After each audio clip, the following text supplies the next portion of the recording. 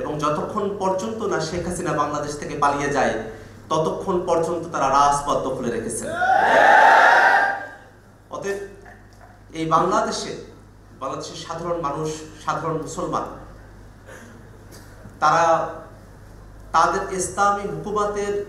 সাধারণ নিয়মগুলো, নামাজ পড়ার কারণে, দাড়ি রাখার কারণে, একটু ঢিলে ঢালা পাঞ্জাবি পোশাক পরার কারণে তাদেরকে যেন বাংলাদেশে আর ভবিষ্যতে কখনো অন্যায়, অত্যাচার, নির্যাতন, জুলুমের মুখে পড়তে না হয়, সেই শপথ নিয়েই বাংলাদেশে রাজনীতি করতে হবে। এবং আজকের এই আলোচনার সময়টাতে গুণীজনেরা অনেক বক্তব্য দিয়েছেন, তাদের কথাগুলো শুনেছি যে মানুষেরা,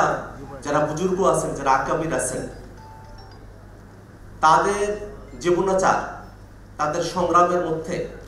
আমাদের জন্য অনুপ্রেরণা আছে, আমাদের জন্য শিক্ষা আছে। আমরা মনে করি যে আপোষহীন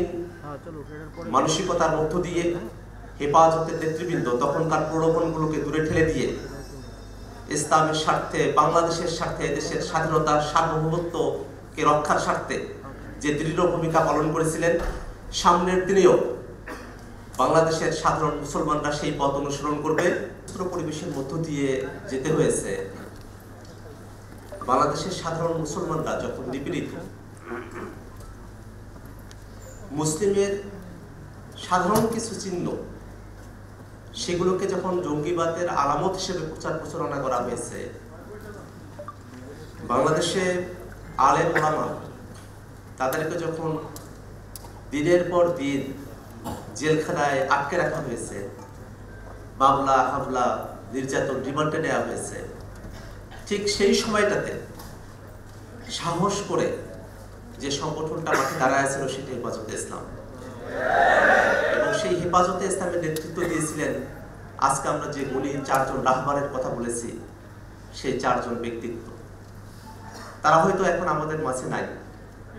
কিন্তু তাদের সেই সাহসী ভূমিকা, সেটা কিন্তু আমাদেরকে এখনো পর্যন্ত উজ্জীবিত করে। আমরা যদি জুলাই অভ্যুত্থানের সময়কালগুলো বিবেচনা করি, তখন আমরা দেখব যে বাংলাদেশের